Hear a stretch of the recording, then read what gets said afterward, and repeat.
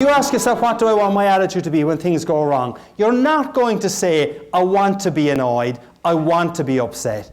When you ask yourself the question, what do I want my attitude to be? You're more likely to say, I don't want to be angry, I don't want to be annoyed about this. And having answered that way, you will make some effort not to be angry and not to be frustrated. I'm not saying it's a panacea or a cure-all, but it does work.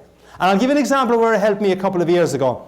I was driving in the western suburbs of Chicago in heavy rush hour traffic. Came to a set of traffic lights, turned left at the traffic lights, and a few seconds after turning left, I noticed in my rear view mirror a mobile discotheque. Cop car, flashing lights. So I pulled to the slower lane, he pulled to the slower lane. And I remember saying to myself, well, Holy St. Patrick and St. Bridget. Bit of respect there, please. Holy St. Patrick and St. Bridget, what could that fine officer of the law want from an upstanding citizen like me? Now, that was the gist of what I was thinking. I may have said just one four-letter word.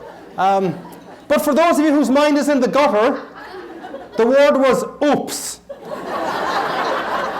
Which, as you all know, stands for uh-oh, police, stop.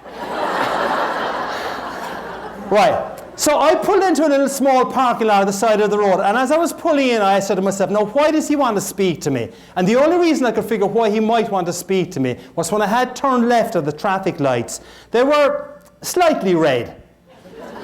But not by a whole lot now, mind you. So, he is there on his computer checking me to see if in my case I'm a member of the Irish Republican Army, or even worse, a Cubs fan.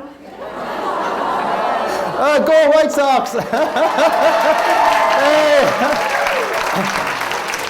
I have to tell you, depending on who I'm speaking to, I obviously try and put in a kind of an answer to that gets a reaction. But when I was speaking up near the Green Bay area a couple of years ago, I made the comment that the cop was checking to see if I was a member of the Irish Republican Army, or worse, a Packers fan. I didn't think I would get out of that room alive. So he was there checking my computer to see what my record was like. And I asked myself the question that I said you should ask when things go wrong. So I asked myself the question, what do I want my attitude to be? And I said there's no point in being antsy and annoyed about this. He probably doesn't understand the concept of slightly red lights. So in my side mirror, I see him walking up towards me. And this being Chicagoland area, I prayed that he had an Irish name. I prayed that he had this vision of Ireland, that the roads are still unpaved, that milk is brought to the creamery via donkey and cart, and that traffic lights, if they exist at all, are, well, basically advisory. I look up. Officer Schmidt, who proceeded to tell me in minute detail what I had done wrong. He asked for my license and he asked for my insurance. Now, none of this is made up, I promise you. I had asked myself the question, what do I want my attitude to be? As he is looking at my license, he says to me, sir, I like your attitude. I'm thinking, woohoo, I'm getting away with this. Then he looks at my insurance and he says, sir, your insurance certificate is out of date. My wife normally looks after that, officer. He smiled. I think he realized he was dealing with one more administratively incompetent husband. Ladies, you know the story, I'm sure.